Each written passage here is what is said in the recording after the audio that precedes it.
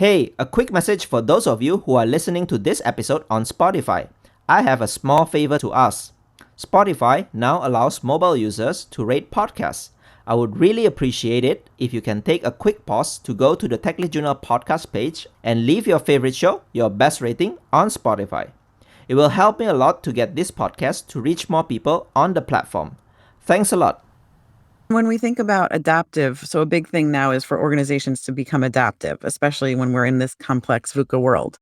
So if you think about a machine, if you build a machine, it can only do what you've built it to do. But when you grow a garden, it can surprise you and do things that you didn't expect. So that's what we want. We want to create organizations that can surprise us and do things beyond what we've designed them to do, rather than this machine which only operates in the box that you've designed. Hey everyone, my name is Henry Suryawirawan, and you're listening to the Tech Lead Journal podcast, the show where I'll be bringing you the greatest technical leaders, practitioners, and thought leaders in the industry to discuss about their journey, ideas, and practices that we all can learn and apply to build a highly performing technical team and to make an impact in your personal work. So let's dive into our journal.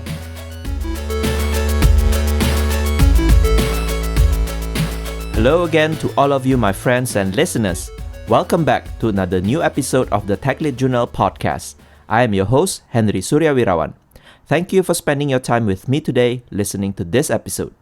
If this is your first time listening to Tech Lead Journal, subscribe and follow the show on your favorite podcast app and social media on LinkedIn, Twitter, and Instagram. And if you are a regular listener and enjoy listening to the episodes, will you subscribe as a patron at techleadjournal.dev/patron and support my journey to continue producing great Tech Lead Journal episodes every week. My guest for today's episode is Jardena London. She is a business transformation consultant and a certified facilitator of Dare to Lead, a Brené Brown's groundbreaking training program for organizations based on creating courageous workplaces. She is also the author of a recently published book titled Cultivating Transformations, a leader's guide to connecting the soulful and the practical. In this episode, Jardena shared insights from her book on the concept of transformational leadership and how one can become a better leader. She shared the 3 different transformational leadership lenses, the me, the we, and the system lenses, and for each of the lenses, we discussed further several important concepts such as self-mastery, authenticity, psychological safety, resonance and dissonance, and systems thinking. These are all powerful concepts that are covered in her book, and you can find plenty more concepts inside the book for each of the lenses. Towards the end, Jardena shared an important reminder that organizations should avoid becoming machines, and instead, organizations should create thriving human living systems and thus become more soulful organizations. I really love my conversation with Jardena, and we really covered a lot of things inside this conversation.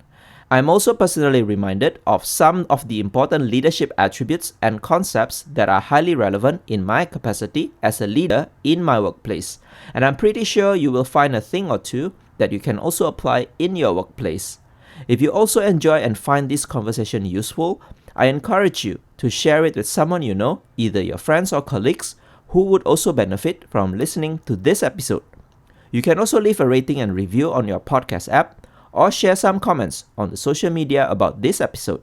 You can also read insightful quotes from this episode that are posted on the social media daily, which I hope can give you a spark of idea or insight that you can implement right away. Before we continue to the episode, let's hear some words from our sponsor. Today's episode is proudly sponsored by Skills Matter, the global community and events platform with more than 100,000 software professionals. Here, members can organize their learning experiences around the technology topics they care about most. You get on-demand access to their latest content, thought leadership insights, as well as the exciting schedule of tech events running across all time zones. So whether DevOps or data science is your buzz, or you're a fan of functional programming or all things cloud, you can make real connections with people who share your interests.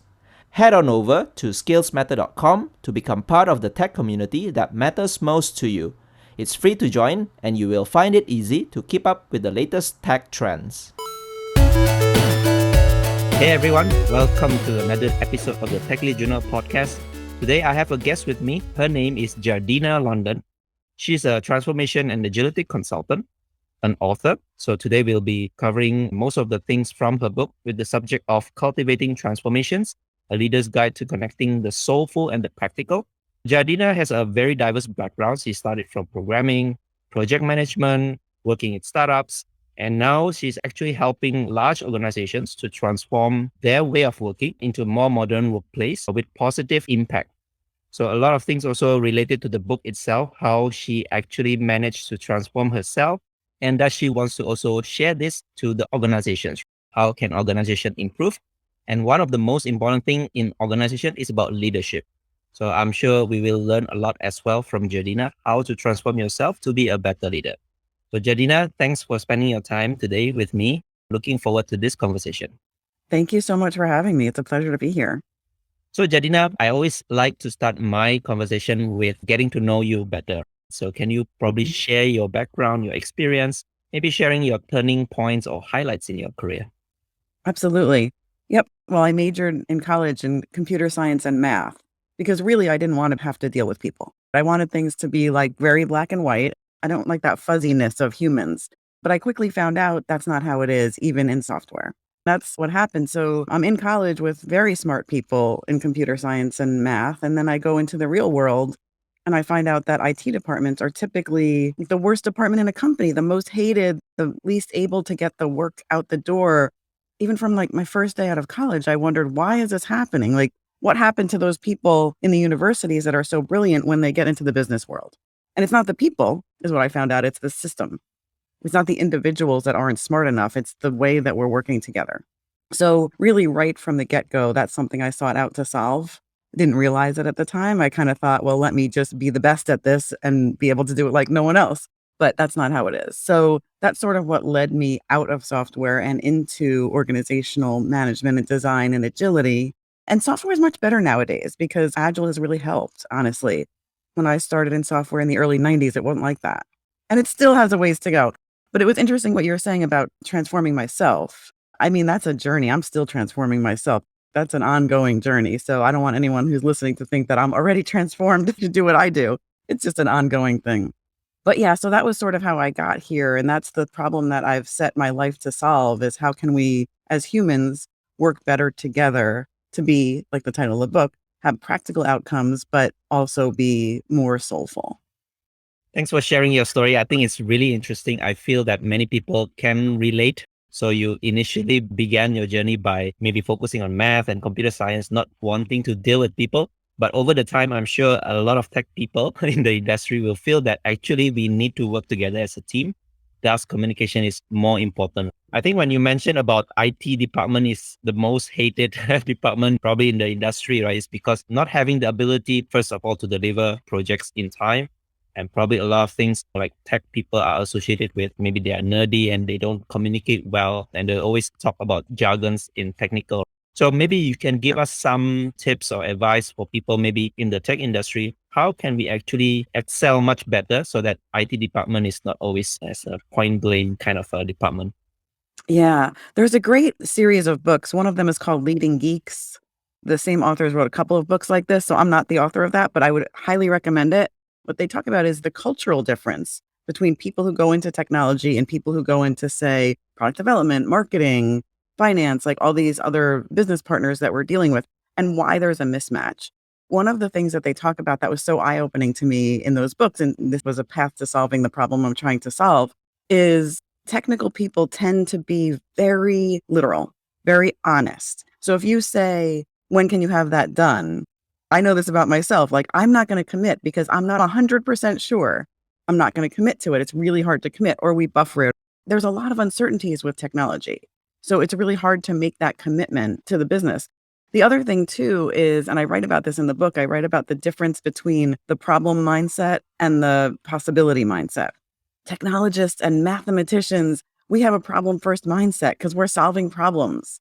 The business partners want possibility.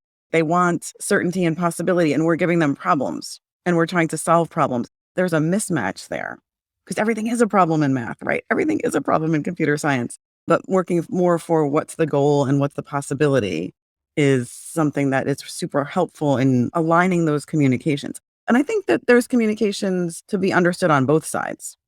Now, a whole industry has sprung up, as I'm sure you all know, to put a wall between business people and technology people, like the analysts. That whole analysts, project managers, all these people, so that we can't expose these technical people to the business people. But so a lot of those walls have come down because of agility, which is wonderful. But also just learning each other's communication style is super important there. I like how you phrase the problem versus possibility because yes, we are technical people. We love to solve problems. Most of the times think in binaries. Is it true? Is it false? Is it possible? Not possible? Sometimes it becomes tricky because the business world doesn't work that way. We don't always have to come up with a perfect solution. This is also how you actually wrote in the book itself. You started your journey by knowing how to develop software, how to solve problems. But actually, as you go through the journey and you transform yourself, your career, you have to become a leader. You said in the book that you don't know actually how to lead people.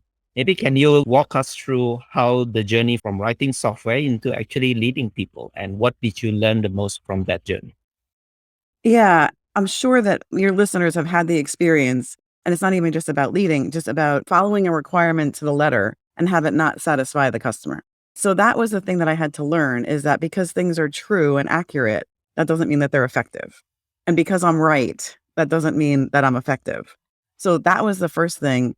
And then the other thing was, and I write a lot, and I talk about this a lot in my book and in my talks, the fuel of a human to get a human system to work, because it's a human system, not a machine.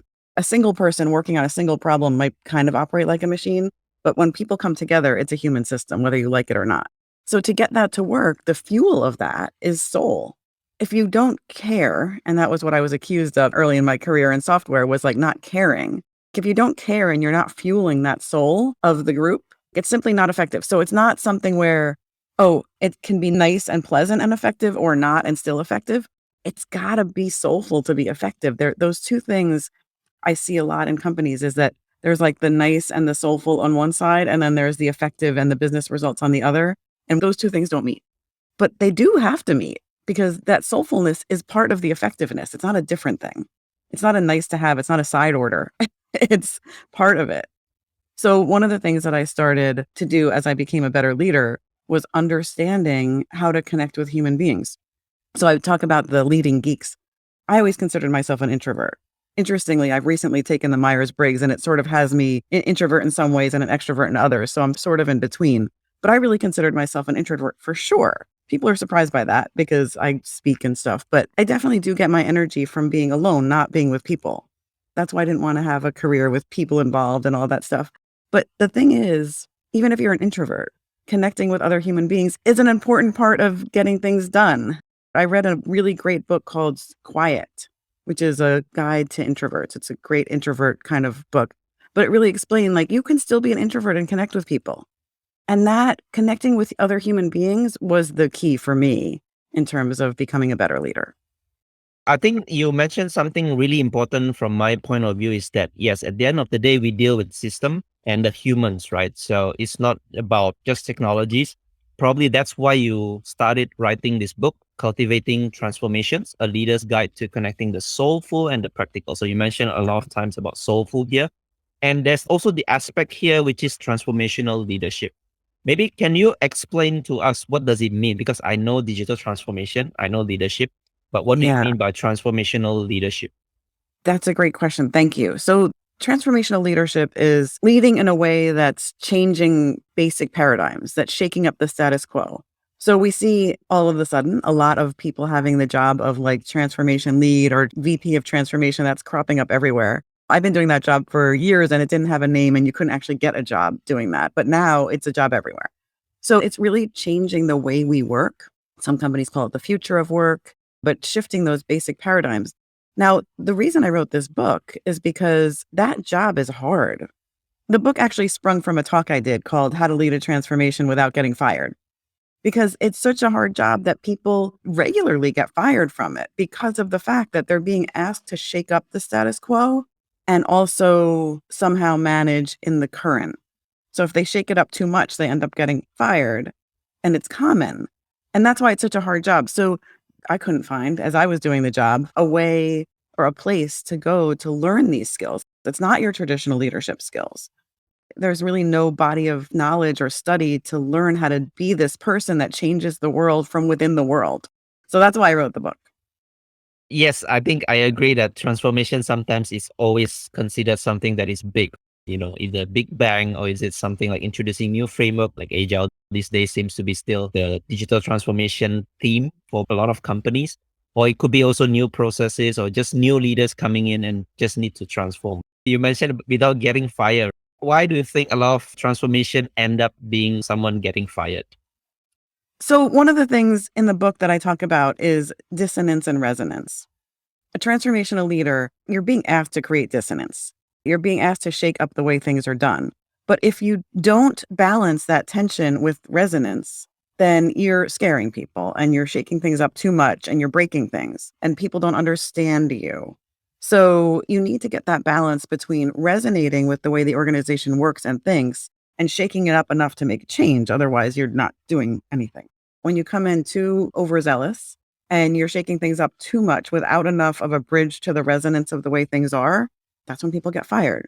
So, for example, you're trying to teach the organization to not micromanage. Like, this is a perfect example. But your boss who hired you as a transformation lead wants to micromanage you. So, what do? And I've done this, but do you just ignore your boss and not report status to them? Because that's what you're trying to teach the organization to do. You're trying to change things, performance reviews, like you're trying to do away with performance reviews, but yet you're getting a performance review. Do you fight it and refuse to do it? Or how do you bridge that gap so that there's enough resonance where you're leading them to where they need to go? There's a book called Brave New Work by Aaron Digman, and he talks about finding the adjacent possible. You can't jump to a bridge that the organization can't get to. You need to get them to the next step. And then from that step, you can get them to the step from there. So get to that next stepping stone. But if you're trying to push an organization to a place it can't go and make that leap over several steps, you risk getting fired. I worked with a transformation lead once who said, every day when I come to work, I don't know whether I'm going to get promoted or fired. And that is the job of a transformation lead. Like, you don't know whether you're going to get promoted or fired. So sometimes this is counterintuitive, right? Because when you mention about transformation, it's always associated with some radical change that could happen fast. You mentioned about resonance, dissonance, like we have to find the adjacent place, how we transform people slowly, maybe, but still at the same time also delivering groundbreaking change within the organization and the mindset. Sometimes this is counterintuitive. How can you probably advise these transformation leaders to actually balance between wanting to get things fast as soon as possible, change people, versus understanding them and maybe hand holding them, getting them to understand what is the purpose of the transformation? Yeah. So this goes back to the human connection. One of the big things that was a lesson for me. So one of the pitfalls that I see as a transformational leader or transformation lead focusing too much on what they want to change and not enough listening to the organization and what the organizations are ready for, and also wanting to do things optimally. But the other pitfall is the other way around. I listen too much and I don't push enough dissonance. But one of the things that I've done, and a lot of agilists are horrified by this, is that I created a roadmap for an organization based on what the adjacent possible is. Like, what are the next stepping stones for them? And it might not be what the Scrum Guide or the Agile books or the Agile leaders say is the order. And sometimes there's rework. So rework is a great topic too. We've been conditioned so much to be afraid of rework, like no rework. Rework can be optimal. So for example, we talk in Agile about meet them where they are, meet the organization where it is, meet the people where they are, but we don't do that. So if I go into an organization and they don't really have a strategy and they're not really aligned around strategy and goals, but their biggest problem is that I talk about having a nail in their hand. Like, they have pain because they're so busy that they can't even think about strategy. It can't come in talking about strategy. It may be optimal to start by building strategy as a foundation, but they're not ready. They need to stop the madness first. So that might not be the right order. That might not be what a lot of the paradigms say or the frameworks, but that's where they need to start. And so, yes, do we have to then backtrack to do strategy? Yeah. And then everybody says, why didn't we do this first? Because you couldn't. because you weren't ready. So that's something in terms of being a transformation leader where I think you really do need to be listening, not just pushing your agenda. I give another example of this too. It's the same example of there's too much madness going on. A lot of agilists will come into an organization and say there's too much work in progress. A lot of times true. But does the organization have a culture where they value that? A lot of organizations do have a culture where they value that. So you can't just come in guns a-blazing saying, stop having too much, you need to work on half as much stuff. They can't, they're not ready yet.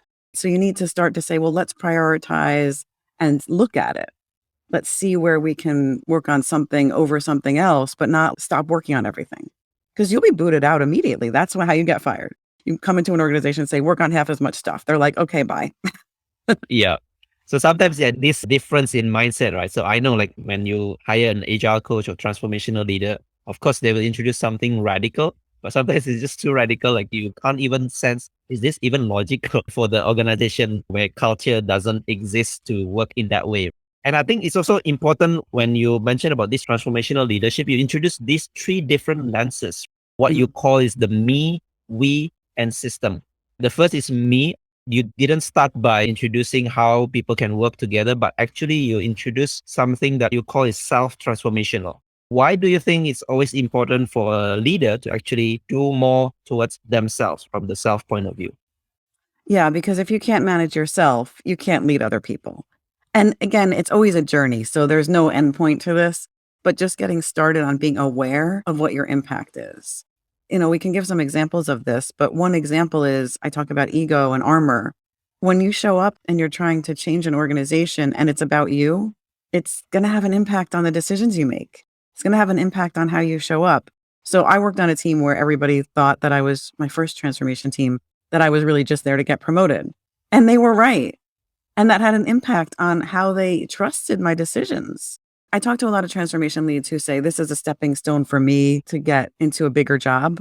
It's not a great reason. It's not going to give you credibility. It's not going to help you connect with other people. This is not a job, and I do talk about this a lot.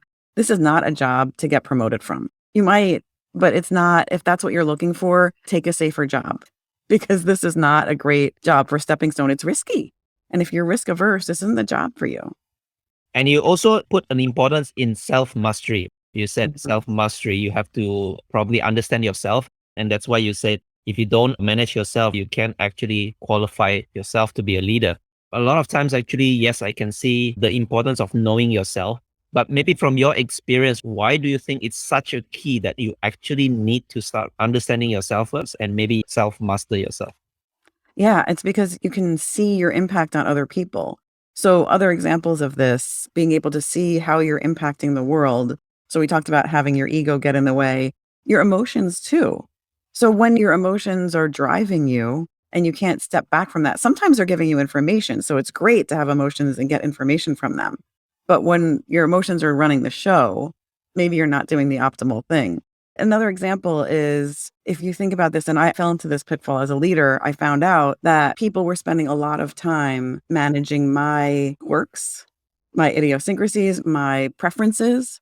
So if you're not managing yourself, your organization becomes about people managing you rather than people getting effective work done.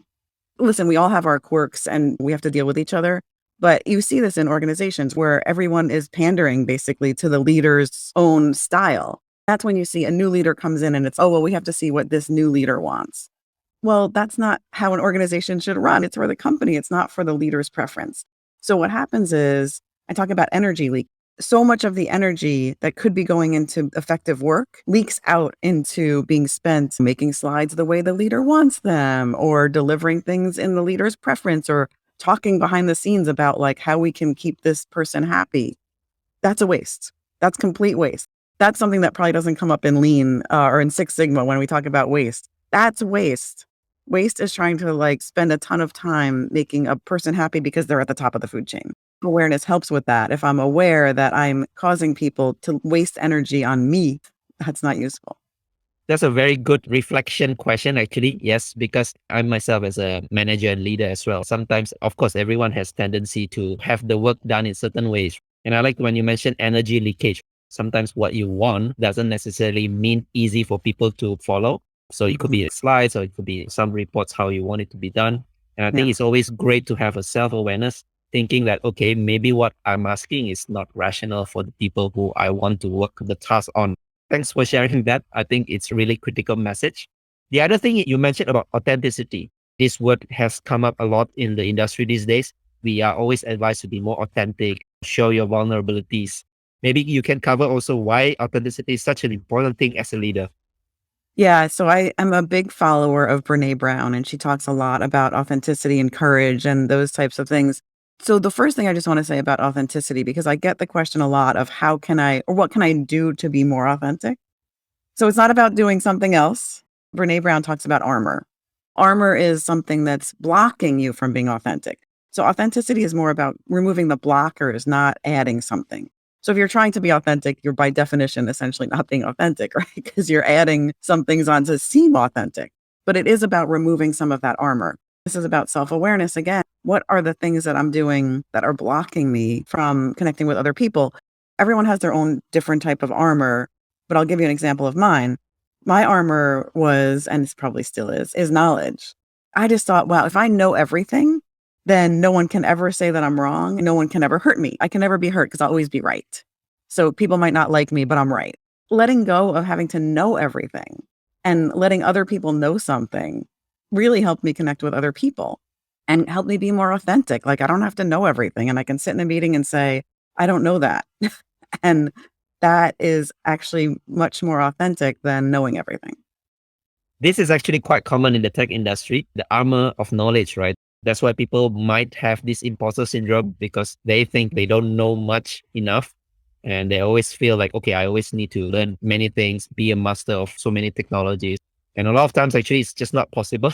Brene Brown talks about being a learner instead of a knower. And it's much more authentic to be a learner because then you're curious and you're listening to people and asking questions. But being a knower, it's impossible to know everything. When you're a leader and you think like you don't know something when people are talking about something in the work and you probably don't know much about it. So maybe give us a practical tips. How can we be more authentic and show vulnerability and saying that, yeah, I really don't know this stuff as a leader? So I want to be super clear. Being authentic doesn't mean like sharing all your most personal things with everybody all the time. But it does mean admitting some vulnerabilities. So things you don't know is a great example. Not needing things to be perfect is another. But in terms of knowing everything, it's not just about knowing everything. It's about relying on other people to know things. So I talked to a leader once that was an executive and said, I think I'm going to go and take a 6-month course on HTML. And I was like, why? You have 50 people in your organization that do that. I know, but I want to know everything so I can know what they're telling me. Why don't you have them tell you what they can tell you? Why go take a course? You don't need to know everything that's going on in your organization. And that's a real pitfall for leaders, not just transformational leaders, but any leader, technology leaders in particular. You move up and become a leader, you have to let go of knowing all the technology that everyone's doing. It's not possible. It's not helpful that the leader knows more than everybody else because then you end up with, they say, like a master with 1,000 servants. You're focusing on what is happening, all the parts, instead of what you should be doing as in terms of leading. So another attribute that you mentioned about self-mastery is about resiliency and recovery. So Hmm. tell us more about that because due to the pandemic, I know a lot of people are in tough situations. Leaders might also not able to recover themselves. So why is it important to have this resiliency and recovery? Yeah. The topic of resiliency has come up a lot during the pandemic. First of all, let's just make a definition here. So resiliency is the ability to withstand difficult conditions, whatever that might be. Recovery is when you do have a setback, being able to bounce back quickly. So I did have somebody ask me, well, if we're resilient enough, we'll never have to recover. But that's probably not real life. And if it is, then you're not taking enough risks, right? You're playing too safe if you never have to recover. So we want to be able to take more risks and take more edgy actions. And in order to do that, we have to be able to recover. When you think about recovery for an individual, we can look at this through the two lenses, the organizational lens and the individual lens. So as an individual, how are we staying centered and healthy? And people have trouble with this during the pandemic because there's so much stressors, but making sure that we're keeping our reserves full. So getting enough rest, getting enough relaxation, having enough fun with our families, all those kinds of things keep you full so that you can go into work and not be just at the edge of your rope. And then recovery is, well, how do we then bounce back when something happens? Again, as an individual, we have ways to do that. Can I go take a break? Do I need to go for a walk, listen to some music? But as an organization, then how do we do that? As an organization, when we have a setback, how do we recover? So it's the same through the two lenses that you need to be able to do both. And I think it also comes back to self-awareness, right? You need to know that you really need recovery. Because, for example, I'm also guilty myself sometimes working probably too much, and you probably risk yourself getting burnout in that case. Or sometimes it's also about trying to delegate some stuff so that you can also take the time, take the opportunity to recover yourself, so to speak. Mm. Yeah. So one of the things there in terms of resiliency and recovery, you talk about working too much. If your work is giving you energy and you're loving it, maybe that's okay. People talk about, should we be working a lot? Well, what's your definition of work? Because I might do some work during the day for clients, but then I'm still doing a bunch of reading about topics that I love in technology or organization design. Does that count as work? I don't know. It gives me energy. But I do think that balancing those two is super important. One of the things about resiliency is not falling into that trap of where work makes me feel good because it's instant gratification. Like it helps me feel worthy. So you have to make that distinction between my work is giving me energy and it's also feeding my armor and ego, making me feel worthy even though I'm burned out. So you really do have to be self-aware of, is it true energy or is it just sort of an addiction? Thanks for the plug there, because I think it's really an important thing to think of as well. Because yeah, sometimes I work more because I love what I'm doing. Sometimes you are in the flow, you just want to follow and continue. And I think also it's important not to fall into the trap of instant gratification. Like, okay, I want to chase promotion. I want to chase maybe likes for your result. Thanks for the plug. I think it's really a key important mindset for all of us to think about when we deal with ourselves and our work. So let's Yeah. move on to the second lens, which is about the we. And Sure. you put it as a leading human systems. There's one quote that I particularly like. You said that nothing worthwhile can happen without people. So tell us more about that. Mhm. Yeah, sure. This goes back with the connection and the fuel. Your single reach as a single person is very limited. And this is what I learned early in my career because I thought I could just be a great programmer and program something great. But then I realized to have any software that's bigger than a bread box, I need to have other people. And that's when I sort of dove into this. Well, okay, how can we organize more people to do things together? So, yeah, nothing great can happen without people, and mobilizing people together is so important. I don't think that we've quite cracked the code on how to manage groups of people to be effective. So we're getting better, but we haven't quite cracked that code yet. One of the catchy phrase that I always remember is that it's always about people, right? If you see any problem, it's not about technology, it's always about people. And I think that's very important why we need to be able to work with people. That's why you mentioned that nothing worthwhile can happen actually without dealing with people. One of the first key attribute that you mentioned is about psychological safety. A lot of times people talk about psychological safety. So tell us more, what is psychological safety and why do you think it contributes a lot to the success of working with people? Yeah.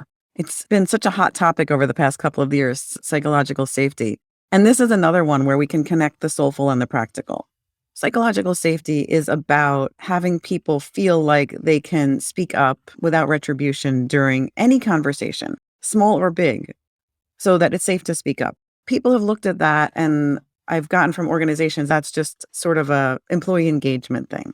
It's also practical for getting results because really what innovation can happen without psychological safety?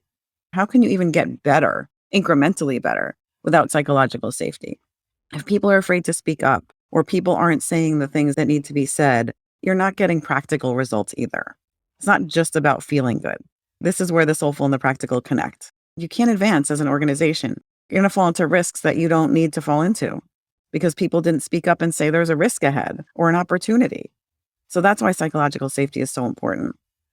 And a lot of times this is unconsciously done, right?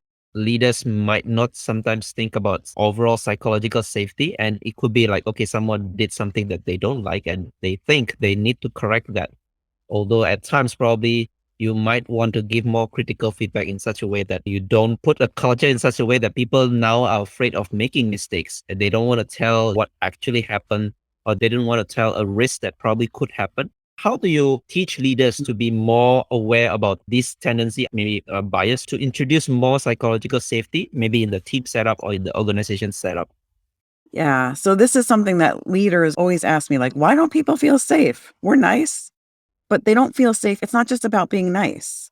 Go back to what we just talked about with being a knower and being a learner. If you know everything and I am afraid, then when I say something, you're going to know more than me. I'm not going to speak up. It doesn't mean that you're not nice. It just means that I feel like I can never know as much as you. So why would I even say anything? So that's an example from a leader perspective of opening up and not always speaking first and not always knowing everything. That opens up more people to be able to share more. It comes in sneaky ways. So that's what's important for leaders to realize is that psychological safety. It's not just about you not being nice. Thanks for sharing that. I think, yes, it's not about being nice. It's not always about speaking first. So sometimes we, as a leaders, again, sometimes I fall into this trap as well. That, yeah, you do need to let other people speak first. Probably they might know something, maybe better than you or maybe not better than you, but it doesn't matter, right? As long as you give them the opportunity to express themselves. And that's why I think psychological safety slowly is being built across the team. So another thing about transformational leader is about introducing change, but at the same time getting the buy-in, right? Because sometimes people are skeptical, they don't think it may work, or this is how we are always doing things. So how do you actually get buy-in from people to change? So this is such a funny thing. This is a great example of something very unique to transformational leadership. I'm sure it shows up everywhere. It's so interesting when I talk to transformation leads, they're always asking me, how do I get buy-in? And I'm like, would someone hire you for this job? Because if someone hired you for this job, don't you implicitly have buy-in? So my first piece of advice in getting buy-in is don't ask for buy-in. You should make the assumption that you have buy-in. Walk in with that assumption. Whether or not it's true is not important, but you need to operate from the assumption that you have buy-in. Someone hired you for this. You don't have buy-in from everybody, but you have some buy-in. So operating from that assumption, instead of trying to get buy-in, working on getting the results that you've been hired to make and working from there. The example is you walk into a meeting with executives. Are you in that meeting to get their buy-in? Or are you in that meeting to show them how you can help them? That starts from a very different place. Because when you walk into a meeting trying to get buy-in, and what I always say is you've given up your power immediately. And you don't want to walk into an organization or a room giving up your power. When I say giving up your power, when you come in asking for buy-in, you're putting yourself in a subordinate position, coming in and sort of begging and asking. Instead, you want to come in and say, let me show you how I can help you, almost like a salesperson, right? I have something that can help you. Let's talk about how I can help you. And that puts you in an equal power position that levels the power position field or the playing field. So in terms of asking for buy-in, I think that is super key for a transformation lead, because if you put yourself in a lower position, you're never going to be effective. Another thing, this might relate to what you mentioned in the beginning as well. Sometimes getting buy-in, you also need to have empathy. When people do not want to change, it's not because they don't understand or they don't want to change, but it's also because of the problems that they are having. So this is what you mentioned about healing the pain. So like you Mhm. mentioned in the beginning that people have a nail on their hand bleeding and you actually ask them to change. Why is it important to understand people's pain, the current pain, and try to heal the pain in order to effectively do the change? So if you are a transformation lead, it's interesting. I talk to a lot of people who say, well, that's out of scope of my work. And I give the example, you have a nail in your hand. The organization has a nail in its hand, and you come in and say, well, you can transcend the pain through meditation, and their hand has a nail in it. They're not going to want to listen to you about meditating. Maybe someday they can actually walk across a bed of nails through meditation, but they're not there yet. So if you're not willing to help them get that nail out of their hand and apply first aid, they can't hear you. If you're saying that that nail is out of scope of your transformation, then your transformation is dead in the water. So just forget it. You need to make that in scope. If the organization has pain, healing that pain is your first priority. So of course, organizations don't have a nail in their hand, but like we talked about earlier, maybe they just have too much work in progress. Like everyone's running around too crazy to be able to even think about transformation. If that's the case, your transformation is going to fail. So if you think that's out of scope, it's in scope. Sometimes identifying the nail itself could be the challenge. Sometimes it's invisible, right? Invisible nail. So it's not always obvious that people are bleeding, people are suffering because of a certain things. How would you advise a leader to actually be able to identify this invisible nail, so to speak, the pain that the team is suffering? So first of all, my experience has been that it's not invisible. Everybody absolutely knows it. But what I will say is that they don't think it's solvable. So they can all say it, but because they don't think it's solvable, they're not addressing it. So I do talk in the book about a transformational leader needs to solve the problems that need to be solved, not the ones that they can solve. So if I walked into an organization and I tell the story in the book where the problem was that finance was an obstacle to getting products out the door for product development. They had accounting problems and different finance issues that they would come up with a product, but then they couldn't sell it. So all these products would be piled up at finance's door and they couldn't get them through finance and figure out how to book the revenue or sell them. And the product development people were like, oh, well, that's their problem. Our job is to develop products. Well, that is actually your problem.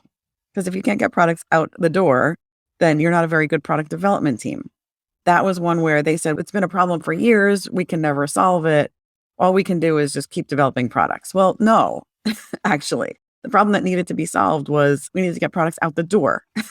And so that's when everyone knew that was the problem. No one thought that it was addressable. So when I go into organizations and I start to talk to people and build a roadmap, everyone knows what the problem is. They just don't think it's addressable. I like how you differentiate between something that is solvable and something to be solved. Also, from my previous consulting background, sometimes we come to the organization, the problem is actually obvious, but like you mentioned, people think it's unsolvable. They just don't know how to figure it out. Probably, yeah, that's why all these consultant or maybe transformational leader comes in and give them maybe more practical steps, maybe change a new way of thinking or mindset in order to make it possible for people to solve it, I guess, if I put it the right way.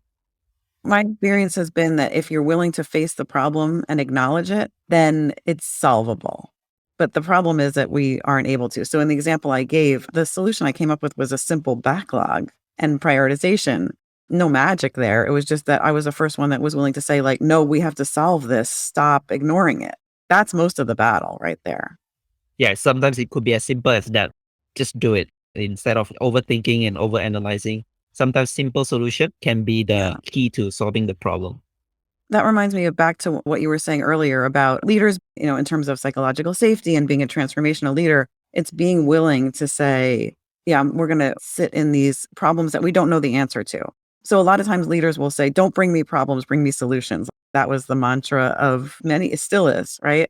But leaders who are willing to say, bring me problems, even if we don't have solutions, that's a transformational leader.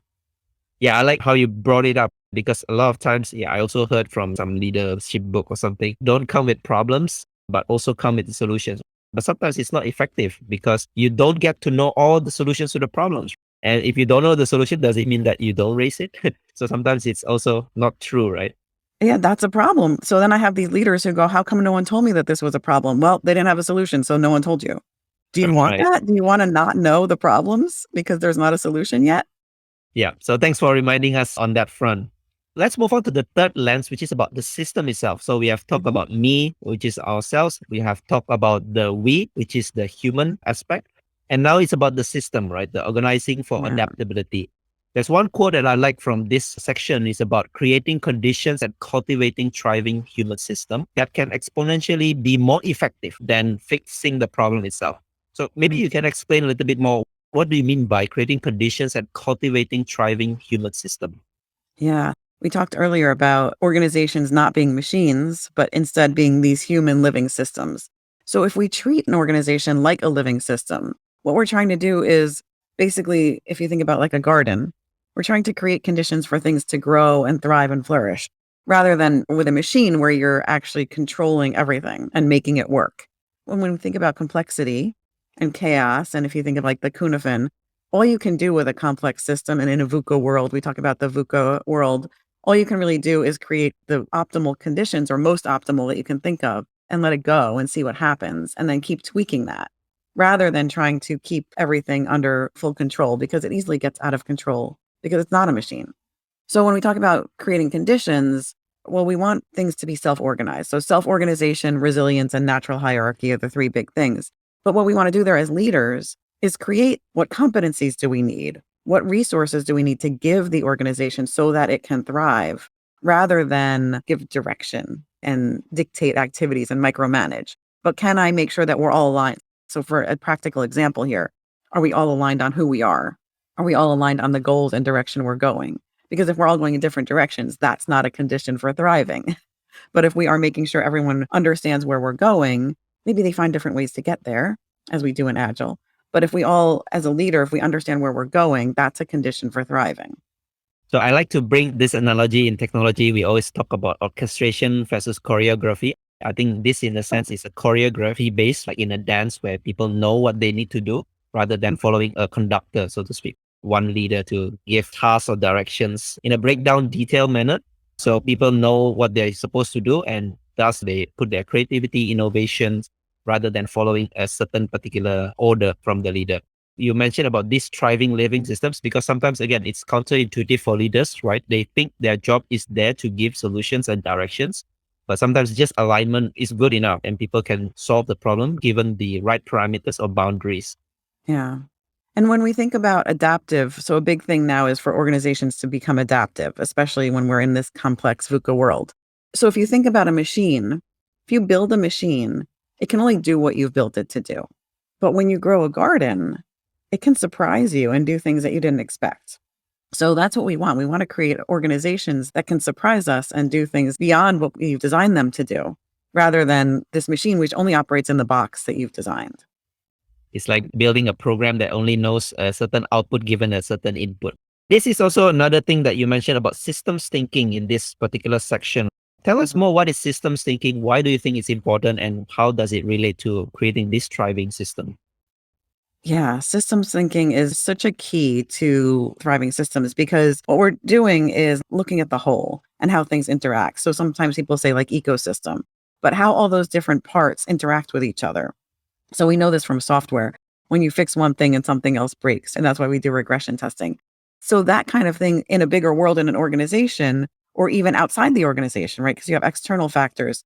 But looking at all of those things and how they work together, if you're familiar with Six Sigma or Lean, you know about global optimization and local optimization.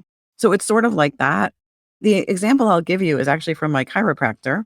So my chiropractor says, you can build all of your individual muscles, but if you can't get those muscles to work together, that's where you're going to hurt yourself.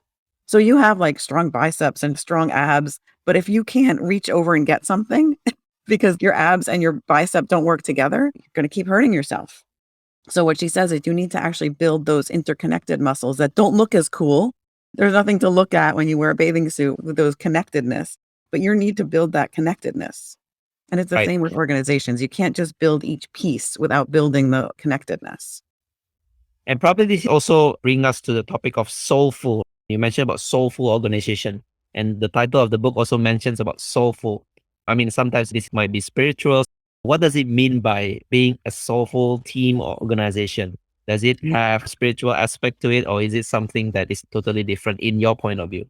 So I use the word soulful as an umbrella term here to mean that sort of ethos of who we are as people and as a group of people. I didn't intend for it to mean religious, although if that's what it means for you as an individual, that's what makes you feel soulful, then great. But I think the really clear way to look at what I mean by soulfulness is to look at the reverse. So what does it look like when things are soulless or lack soul? So I always hear people say, this is a soul crushing job, or this was a soul sucking day, or this department is sucking my soul. So we have a really clear idea of what it means when we don't have soul. So soulfulness is things that are not soul crushing, that actually feed you, that give you energy.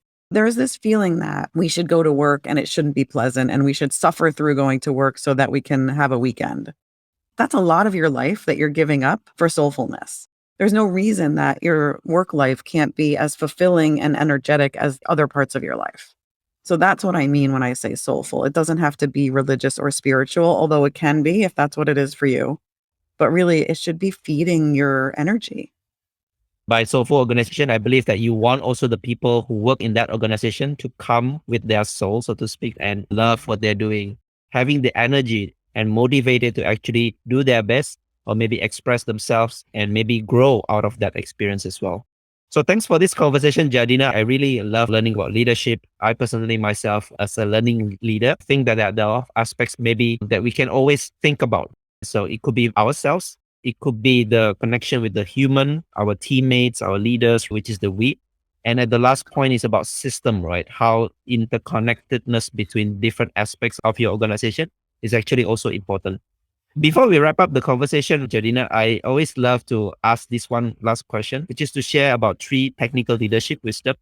So think of it as something that you want to leave to the audience to think about, maybe based on your wisdom or based on your experience. Well, the one thing I just did want to share in terms of that technical leadership is when we talk about the transformational leadership, and I'll wrap up our conversation by saying this, is that being a transformational leader is part spiritual leader, as we've talked about, part work manager, part inspirer, and part community builder. So if you think about all those aspects of it, that may not be what you normally thought about leadership as being spiritual or inspirer and spiritual leader and community builder, but that's what you are. So in terms of technical leadership, I think looking at it as a more rounded role is super key. So the other 2 things I'll give you for being a technical leader that we've talked about in this conversation, one is acknowledging the style difference between technical people and business side people, I guess we call it, and letting that be, like nurturing that, cultivating that, and letting it be, not trying to block it. And then the third thing in terms of technical leadership is letting go of the knowledge. We talked about that. So trying to be a learner and not a knower. Yeah, it's really beautiful. Like you have to let go. Sometimes you don't have to know everything and you should put your head as a learner instead. So Jardena, for people who want to connect with you or maybe learn more from the book, where can they reach out to you online? LinkedIn is a great way to connect with me. I do post there a lot, but you can check out cultivatingtransformations.com for the book. And then my consulting website is Rosetta Agile. I'll make sure to put that in the show notes. So thanks again, Jardena. Hope to be able to see more transformed leaders out there that follows your learning and your advice here in this particular area. Great. Thank you so much. It's a pleasure to be here. Thank you for listening to this episode and for staying right until the end. If you highly enjoyed it, I would appreciate if you share it with your friends and colleagues who you think would also benefit from listening to this episode. And if you're new to the podcast, make sure to subscribe and leave me your valuable review and feedback. It helps me a lot in order to grow this podcast better. You can also find the full show notes of this conversation on the episode page at techleadjournal.dev website, including the full transcript, interesting quotes and links to the resources mentioned from the conversation. And lastly, make sure to subscribe to the show's mailing list on techleadjournal.dev to get notified for any future episodes. Stay tuned for the next Tech Lead Journal episode, and until then, goodbye.